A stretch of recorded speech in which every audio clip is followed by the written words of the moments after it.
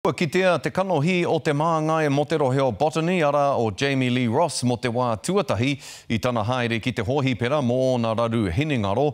Ko te wāhi i kitea ia, ko taua hohi pera tonu. I tai atu te maangai o rōpū tōrangapū kore nei ki te hohi pera o Miromo, mo te whakatūwheratanga o te whare mate hinengaro hō ko tiaho mai te ingoa.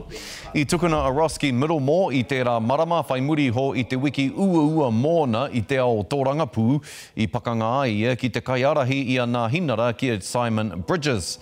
Mēra wāke ka tahuri e tahi wāhine ki te uta whakapai ki runga i aia, ara i a Ross mo te whakaweti i a rātau tai atu rā hoki ki te mahi pūremu.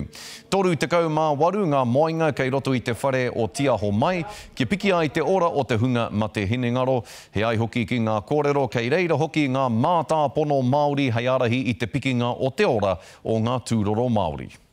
Kaha mātai te mahitahi me mana whenua.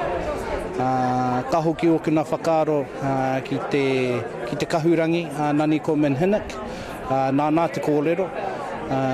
Kia whakatū i tētahi whare, e tau wai te wairua te Māori ki roto o tāmaki ki raro. Nō reira koe nei te whakatīnanatanga o wana kōrero, e hoa mai hia e ia kia mātai.